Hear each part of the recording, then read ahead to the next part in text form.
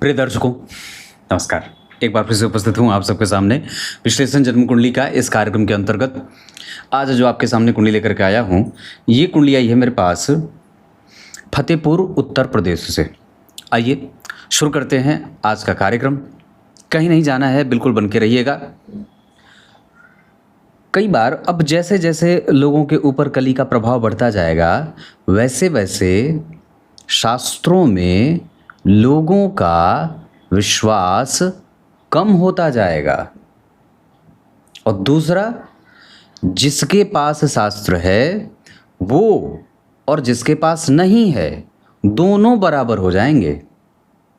जिसके पास शास्त्र है वो इसकी अनुचित कीमत पे शास्त्र का लाभ लोगों को मुहैया कराएगा, और जिसके पास शास्त्र नहीं है वो जानबूझ करके इसका ढोंग और स्वांग रचेगा और धन कमाएगा। ऐसी स्थिति में कि कई बार जब हम इस ज्योतिष जैसे विषय का दुरुपयोग करने लगते हैं तो इसमें अच्छी चीज़ें पिस जाती हैं, इसका दोहन होता है और फिर भयंकर लोगों का अविश्वास इस शास्त्र से हो जाता है।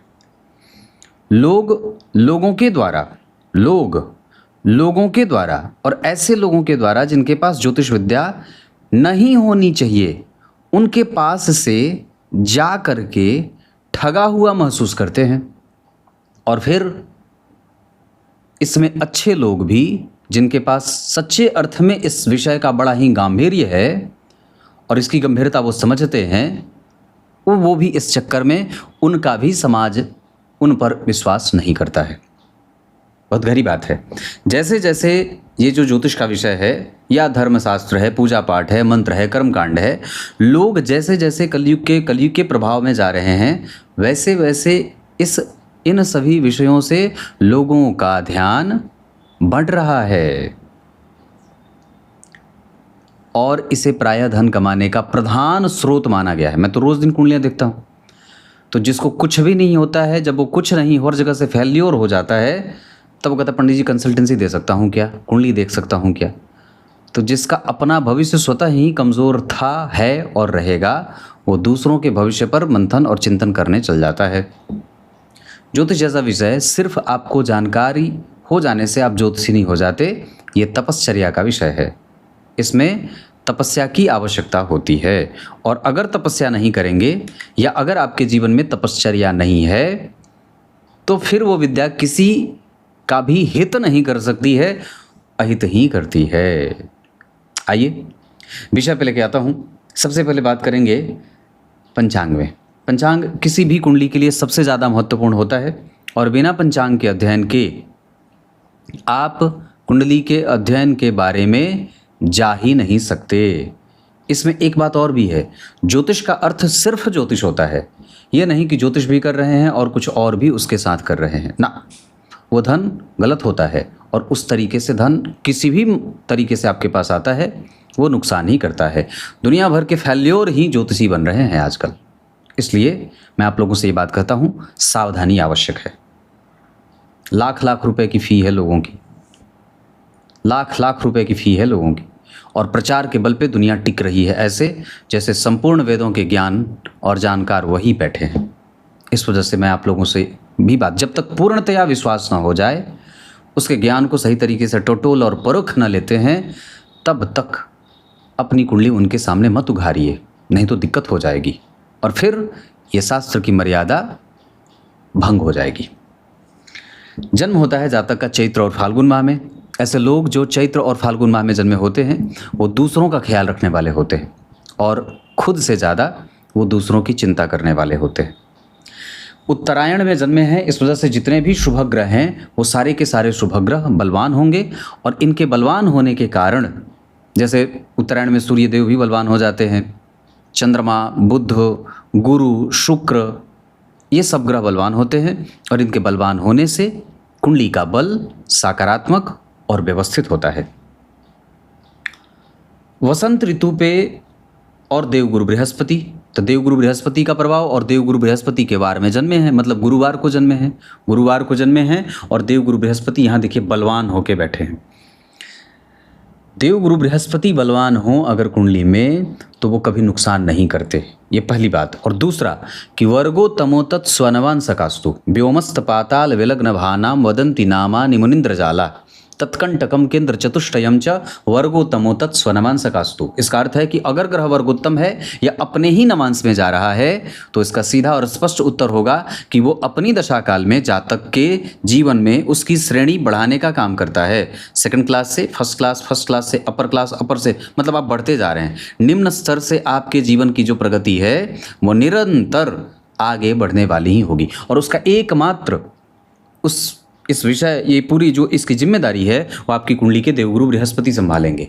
अगर आपकी भी कुंडली में देवगुरु बृहस्पति बलवान होकर बैठे हैं और वर्गोत्तम होकर के बैठे हैं तो आप ये बात दिमाग में रख लीजिए कि आप उत्तरोत्तर श्रेणी में आपकी श्रेणी बढ़ती ही जाने वाली है। आपके जीवन में कष्ट, दुख, दारिद्र और अकर्मण्यता, क्रोध और वैमनस्व और इतना ही नहीं, अधार्मिकता बिल्कुल भी नहीं रहेगी। कृष्ण पक्ष के एकादशी तिथि के चंद्रमा हैं, ये पापक होते हैं और ऐसे चंद्रमा जो पापक हो जाते हैं तो व्यक्ति के जीवन को अव्यवस्थित करने का काम करते हैं। कृष्ण पक्ष के एकादशी तिथि के चंद्रमा व्यक्ति के जीवन में अव्यवस्था लाने का काम करते हैं। अब ये अव्यवस्था सिर्फ आपके दिनचर्या में नहीं करते, अपितु आपके मन मंदिर को गंदा करते हैं। मन का जो मंदिर है, जो सेवा है, जो भाव है, जो शुद्धता है, जो श्रेष्ठता है, जो आपके अंदर एकदम नयापन है, जो बिल्कुल विशुद्ध भाव होता है, उसको चंद्रमा कमज़ोर कर देते हैं। और अगर कृष्ण पक्ष के अगर चंद्रमा पापक हुए हैं तो इसका और भी एक स्पष्ट उत्तर होगा कि आपकी दिनचर्या को भी कमज़ोर करेंगे, आपके धन आने की गति को भी कमज़ोर करेंगे और जीवन के प्रति जो निश्चिंतता का भाव होता है भविष्य में, उसको भी वो मिनिमाइज़ कर देते हैं, उसको भी कम कर देते हैं। इस वजह से चंद्रमा, चूँकि मैंने बहुत बार इस पर अपने मूल चैनल पर कार्यक्रम बनाया है और उसमें बात कही है कि चंद्रमा वर्तमान के सूचक होते हैं। शास्त्र कहता है आश्रित्य चंद्रस्य बला बलानी ग्रह प्रयक्षन्ति शुभाशुभानी। भगवान, इसका अर्थ होता है कि चंद्रमा पे सारे ग्रहों का बल आश्रित होता है। मनस्तु हितगु कहा गया है चंद्रमा को, मन का हित, मन का अहित, मतलब मन किसका हित कर रहा है और किसके बारे में बुरा चिंतन कर रहा है। कामुकता है, प्रज्वल भाव है, गलती है, गणना गलत है, व्यवस्था गड़बड़ है, ईर्ष्या है, द्वेष है, छल है, कपट है, मोह है, मात्सर्य है, आलस्य है, प्रमाद है, कुंठा है, प्रवृत्ति मूलक नेचर बना हुआ है, त्यागने की स्थिति कम है, कोप का भाजन कोई दूसरा व्यक्ति बन जाता है, क्रोध है, तो ये सारी चीज़ें मन में चंद्रमा के कमज़ोर होने के कारण उद्दीप्त होती हैं। और इस हिसाब से अगर इन सबको ठीक करना चाहते हैं तो आपको अपने अंदर ममत्व का विस्तार, परोपकार, दयालुता, सहिष्णुता, सबका एक जैसा सबके साथ व्यवहार और संबंध, और इतना ही नहीं, अपने दिव्य उज्ज्वल मन बुद्धि के चित्त के प्रभाव से सबको शुद्ध और परिष्कृत करना और उसको आगे बढ़ाने के लिए निरंतर अपनी ऊर्जा देना, दान करना कहने का अर्थ है। कृष्ण पक्ष के एकादशी के चंद्रमा है, इस वजह से मैं आपको यहाँ कहूँगा कि आप जितना ज़्यादा हो सके अपने आप को सबसे पहले, आज मेरे से कुछ मिलने आए थे, बैंक से लोग आए थे मिलने के लिए, तो उनकी कुंडली में चंद्रमा और शनि अष्टम भाव में बैठे थे। मैंने कहा कि देखिए सबसे अच्छी बात है कि वो परेशान थे क्योंकि चंद्रमा में शनि का ही अंतर उनको चल रहा था, तो किसी ने उन्हें कह दिया था कि कुंडली कमज़ोर है और डर गए थे एक्चुअली वो ऐसा। तो मैंने कहा कि देखिए चंद्रमा में शनि है, अभी डराएंगे ही ये, तो जितना हो सके निडर होकर के धर्म का पालन करें और जितना ज़्यादा हो सके अपने जीवन में धर्म को जोड़ करके रखें, नियमित दिनचर्या का पालन करें, शुद्ध अंतःकरण के साथ किसी से व्यवहार रखें, तो ये शनि आपको नुकसान नहीं करेंगे। तो यही बात मूलतः होती है कि आप जितना ज़्यादा हो सके अपने आप को व्यवस्थित करें और किसी के बारे में भी बुरा और बैरभाव ना रखें, और ये आप ही कर सकते हैं, कोई ज्योतिषी नहीं कर सकता। श्रवण नक्षत्र पे विष्णु भगवान का आधिपत्य होता है। ओम विष्णवे नमः इस मंत्र का जप करना चाहिए। चिरचीटे की जड़ अपने गले में धारण करना चाहिए। घर को साफ सुथरा रखिए। ब्राह्मणों का नित्य अपने घर में आवागमन बनाए रखें। गुरु पुरोहित की सेवा होती रहे। प्रत्येक महीने में अमावस्या को पितरों के निमित्त दान करें और ब्राह्मणों का आदर करते रहें। नित्य मंदिर का दर्शन, गुग्गुल, सफ़ेद चंदन, ठाकुर जी की सेवा, ठाकुर जी के स्वतः अपने से स्वयं से वस्त्र बनाएं और गोबर गाय के कंडे से उस पर धुन्नी दें और घर के प्रत्येक हिस्से में उसे जला करके घुमा दें शाम के समय, और नित्य दोनों समय स्नान करें।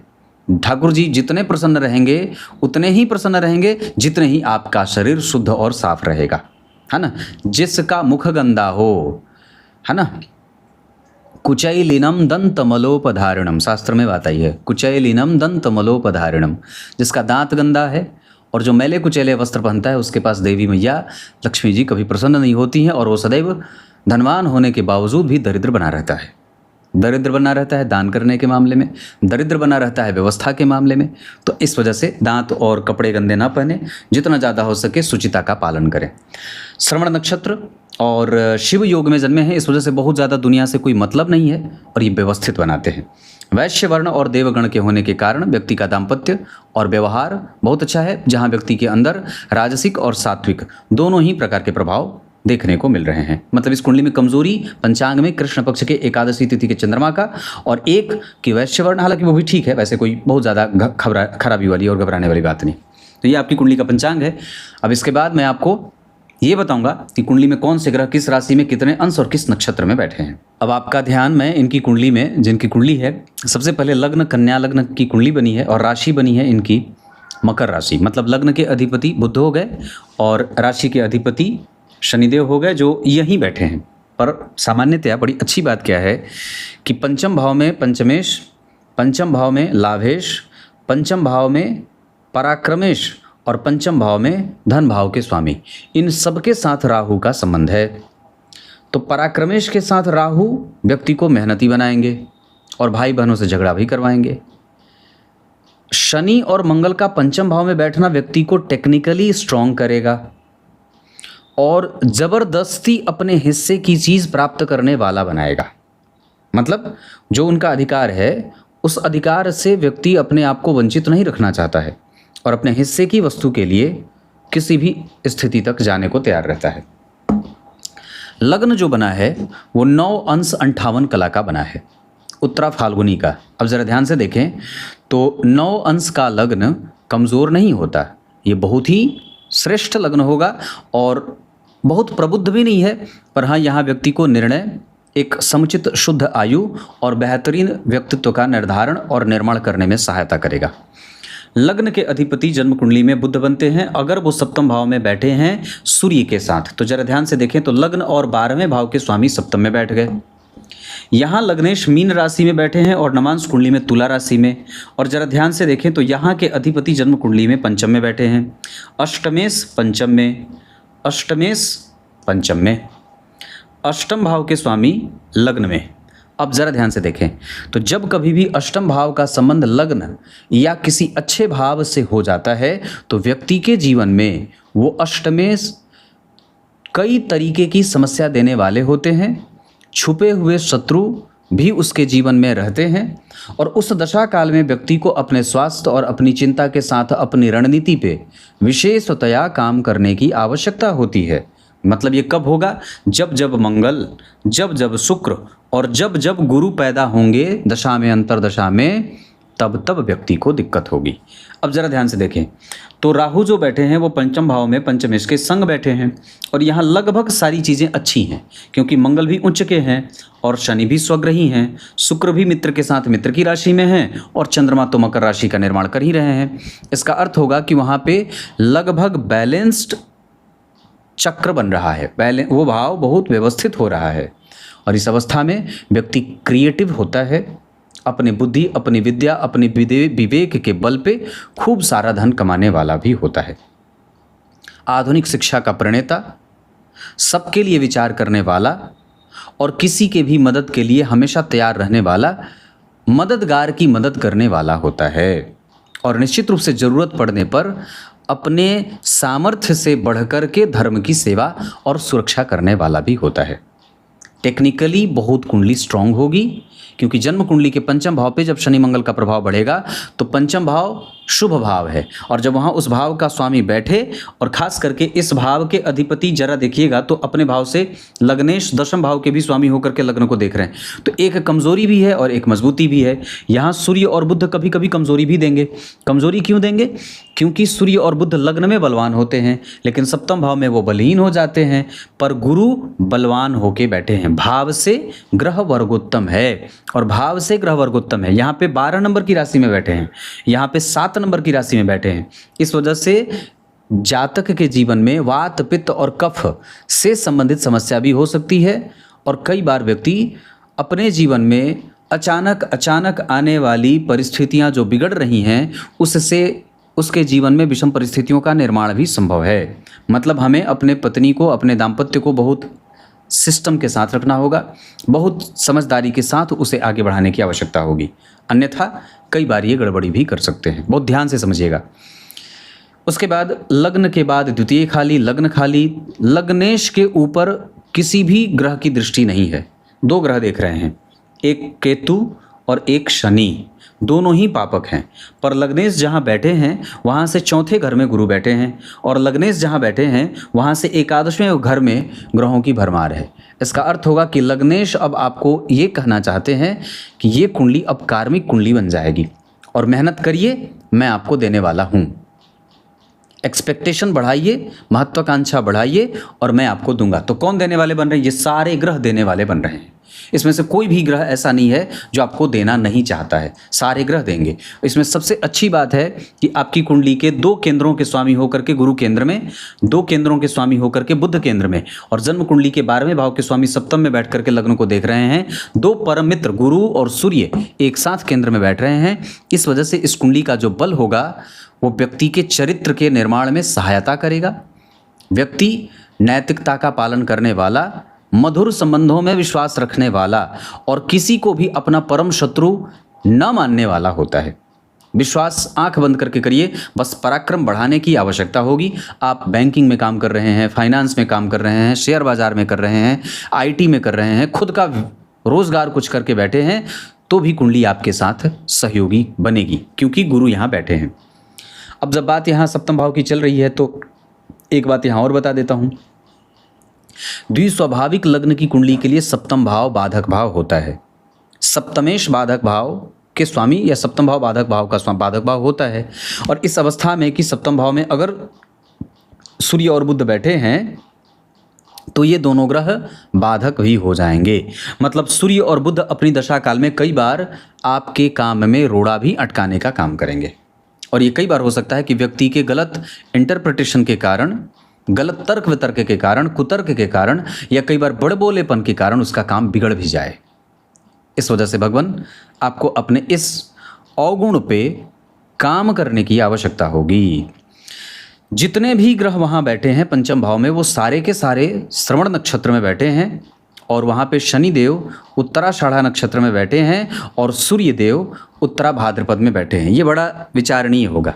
मतलब सूर्य शनि की राशि में और शनि सूर्य की राशि में, तो परस्पर 2 विपरीत प्रकार के प्रवृत्ति के ग्रह। सूर्य आपको महत्वाकांक्षी बनाते हैं और शनि आपको आलसी बनाते हैं। सूर्य आपको कर्मठ बनाते हैं और शनि कई बार आपको न्याय में रहना सिखाते हैं। अब दोनों ही एक दूसरे के कई बार पिता पुत्र हैं, और दोनों एक दूसरे के विपरीत होते हैं। एक जहाँ आलस्य देता है, एक वहीं आपको आगे बढ़ने की बुद्धि देता है कि मतलब नहीं, मुझे काम करना है और राजा बनना है। एक दास है, शनि भृत्य हैं, दास हैं, और सूर्य राजा हैं।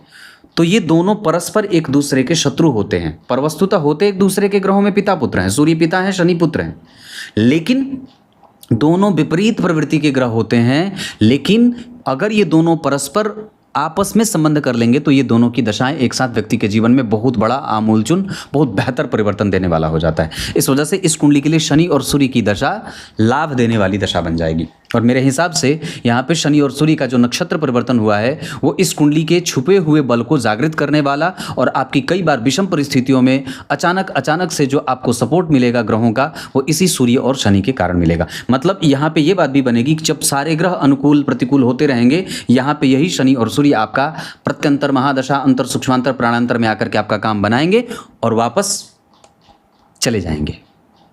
क्लियर है? यहाँ ज्योतिष का एक बड़ा अच्छा सिद्धांत है। चंद्रमा चूंकि तीव्रगामी ग्रह होते हैं और शनि जो होते हैं वो मंदगामी ग्रह हैं, और जरा ध्यान से देखें तो शनि के पास सारे ग्रह बैठे हैं, जिसमें राहु रहेंगे, मंगल नहीं रहेंगे ज़्यादा देर, क्योंकि मंगल जो है वो 14 अंश के हैं। थोड़े दिन के बाद इनका परिवर्तन हो जाएगा। एक राशि पे मंगलदेव 1.5 महीने रहते हैं और चंद्रमा भी बदल जाएंगे तुरंत।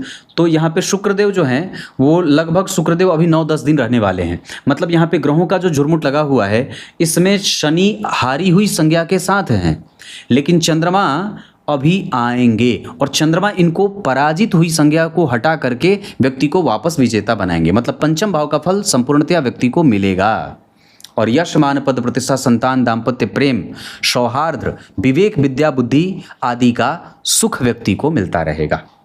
वहाँ पे शनि 0 अंश के बैठे हैं, चंद्रमा 11 अंश के, मंगल 14 अंश के, शुक्र 21 अंश के और 21 अंश के ही राहु भी बैठे हैं।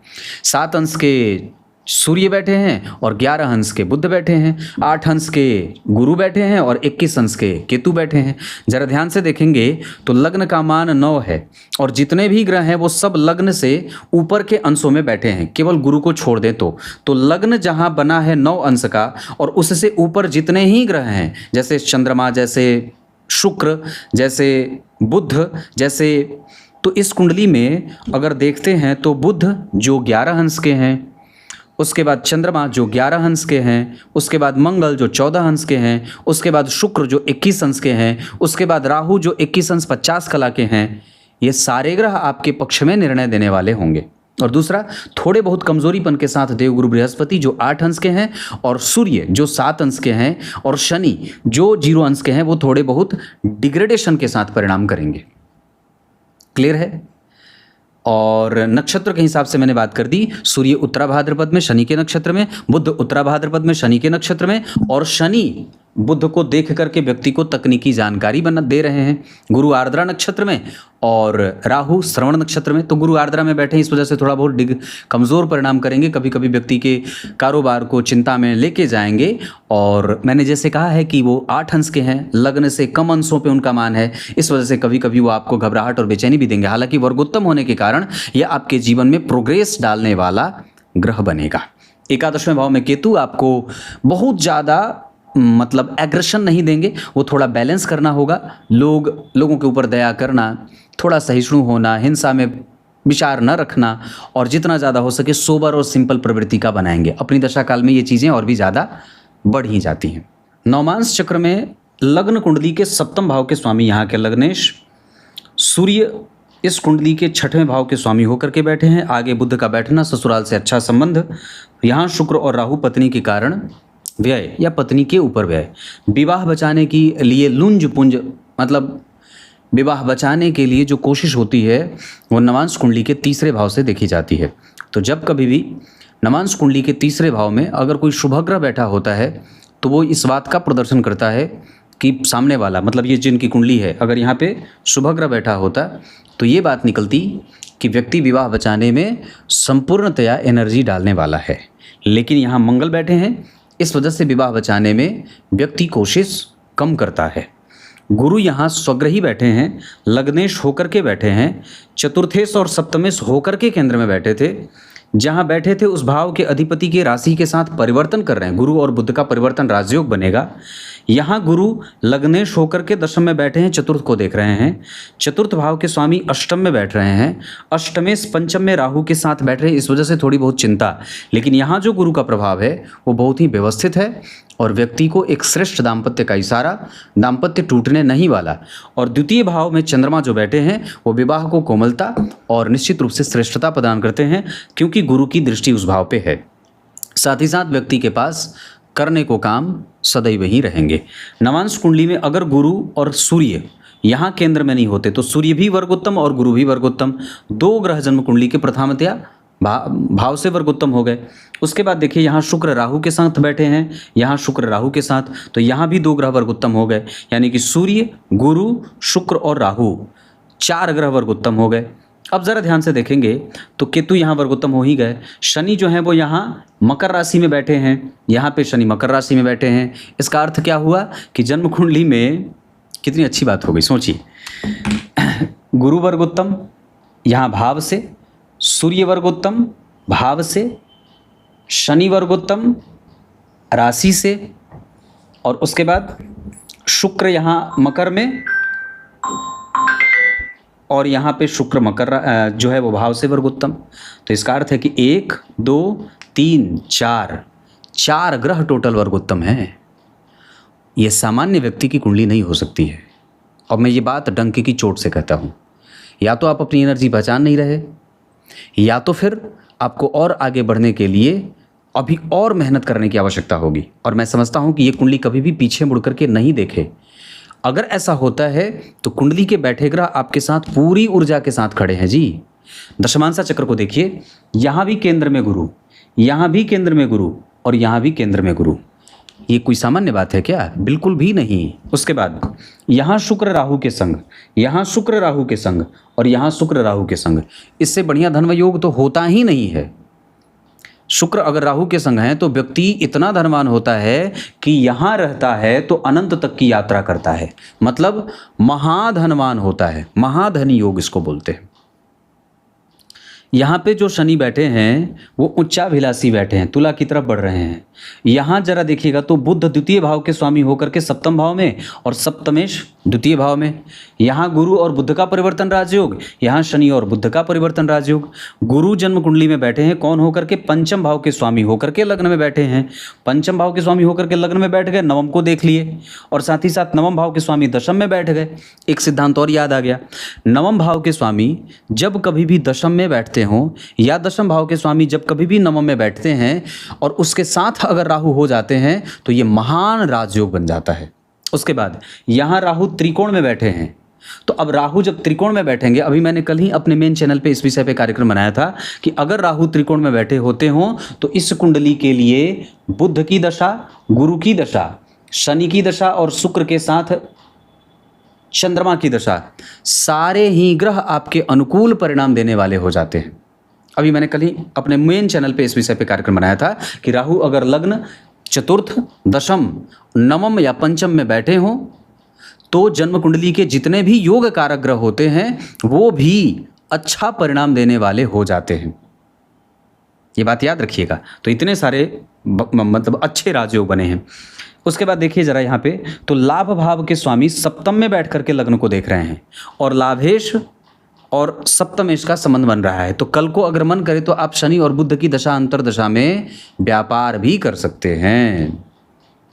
कुंडली यही इशारा कर रही है। लग्न कुंडली के योग कारक ग्रह में गुरु और बुध केंद्र में, दशमांसा कुंडली के योग कारक ग्रह में गुरु और बुध लाभेश होकर के, साथ ही साथ जन्म कुंडली के सप्तमेश और द्वितीयेश का परिवर्तन और यहाँ पे गुरु का केंद्र में होना, ये सभी चीज़ें बहुत ही ज़्यादा व्यवस्थित और बेहतरीन बन रही हैं। आपको अपना विश्वास और आगे बढ़ाना चाहिए। गुरु की दृष्टि धन, चतुर्थ और छठे भाव पे है। यहाँ पे जो दृष्टि जा रही है वो आपको दार्शनिक चिंतन दे रही है, शत्रुओं से आपकी सुरक्षा कर रही है। द्वितीय भाव पे जो दृष्टि जा रही है वो मन करे तो व्यापार करा रही है। उसके बाद जन्म कुंडली के चतुर्थ भाव पे जो दृष्टि जा रही है वो आपको धनवान और सुखी बना रही है, माता और पिता से लाभ दे रही है। हाँ, पर कुंडली में जो ये स्थिति बनी है उसमें माता का सुख ज़्यादा दिखाई दे, क्योंकि ये भाव लगभग ठीक ठाक है। पिता का कारोबार भी ठीक ठाक है। भाई जो हैं वो थोड़े कमज़ोर हैं, मित्रों से नुकसान हो सकता है, व्यापार में पार्टनरशिप में तर्क वितर्क ना हो, पति पत्नी में आपस में मतभेद ज़्यादा गहरा ना हो। इस वजह से संबंधों को अच्छे तरीके से सुनियोजित ढंग से आगे बढ़ाना होगा। इतनी सारी चीज़ें। अब यहाँ से आगे बढ़ते हैं और आपकी जन्म कुंडली के बाकी के अन्य वर्ग चार्ट पर थोड़ा सा अध्ययन कर लेते हैं। संतान वगैरह का पक्ष आपकी कुंडली में बिल्कुल ठीक बनेगा और शनि मंगल का संबंध आपकी कुंडली में कई बार आपको पेट से संबंधित समस्या भी दे सकता है। त्रिनसांसा चक्र के आधार पर गुरु की दशा में कफ बढ़ेगा जिसके कारण समस्या होगी। उसमें जब शनि का अंतर आए या शनि और गुरु एक साथ एक्टिव हों तो कफ और वात दोनों बढ़ जाता है जिसके कारण अनकंट्रोल होता है। शुक्र में जब राहु और केतु की दशा आएगी तो पेट से संबंधित समस्या फिर से होगी। बाकी ऐसे ठीक है। शनि की दशा में और मंगल की दशा में और शुक्र की दशा के साथ चंद्रमा की दशा में भवन भूमि वाहन से संबंधित कोई भी निर्णय लिया जा सकता है। भाग्य का बल आपकी कुंडली में आपके कर्म क्षेत्र में भाग्य का सहयोग मिलेगा। धन इकट्ठा करने, धन बनाने, धन बटोरने में भाग्य का सपोर्ट मिलेगा। संपत्ति इकट्ठा करने के साथ साथ अपने परिवार को एक सूत्र बांधने में भाग्य का सपोर्ट मिलेगा। और आपके शत्रु और आपके विषम परिस्थितियों से आपको उबारने में भाग्य का सपोर्ट मिलेगा। चंद्रमा, मंगल, शनि, सूर्य और बुध की दशा आपको मानसिक शांति देगी, लगभग ठीक ठाक है। जबकि शुक्र, राहु, केतु और गुरु की दशा मेहनत करवा करके धन देने की स्थिति में जाएंगे। इतनी सारी चीज़ें। अब यहाँ पे मैं आपको आपकी कुंडली के कुछ मूलभूत विषयों से आपका परिचय करा देता हूँ। जैसे कुंडली के आधार पर दान करना हो तो आप श्रवण नक्षत्र में दान करिए। 7 और 4 अंक आपके लिए अच्छे रहेंगे। धन कमाने के लिए आपकी कुंडली जा सकती है पश्चिम दिशा में। मकर और वृष लग्न के लोग और राशि के लोग आपके लिए अच्छे रहेंगे। वैवाहिक सूत्र आपकी कुंडली में ठीक है, अगर उसमें तर्क वितर्क ज़्यादा नहीं हो रहा है तो। इसके साथ हमें अपने व्यक्तित्व को और भी ज़्यादा उदार, शांत और उस पर काम करने की आवश्यकता है। वाणी ठीक है, पराक्रम बहुत अच्छा है और पराक्रम का परिणाम मिलेगा भी। संपत्ति इकट्ठा करनी होगी तो आप अपनी पत्नी और माता के नाम पे इकट्ठा कर सकते हैं।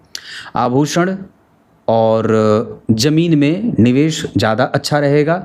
सरकारी बॉन्ड में भी निवेश किए जा सकते हैं।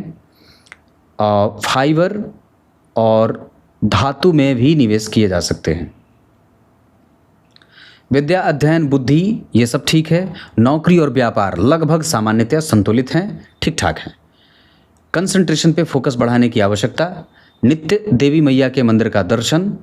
सामाजिकता और बढ़ानी होगी और धर्म के मामले में व्यवस्था बनानी होगी। साथ ही साथ अपने बड़े छोटे भाई बहनों के ऊपर विश्वास करने से पहले थोड़ा बहुत विचार करना होगा। उनके साथ अपने संबंधों को लेकर के उसको परिभाषित करने की आवश्यकता होगी।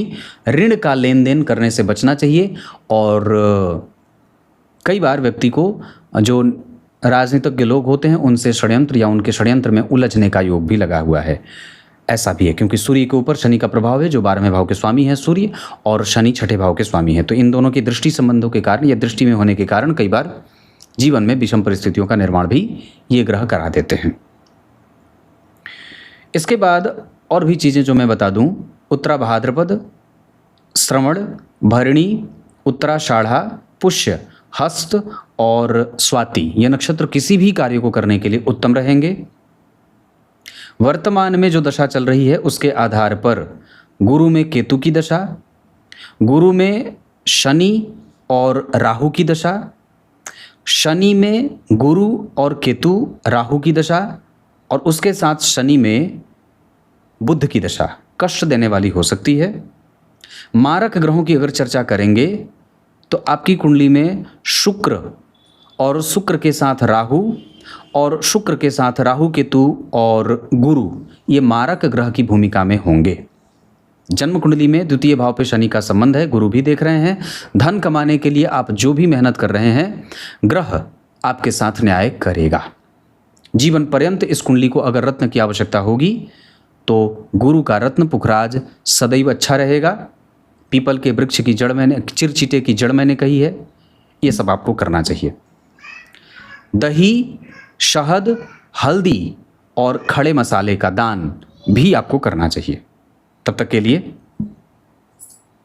बहुत बहुत नमस्कार।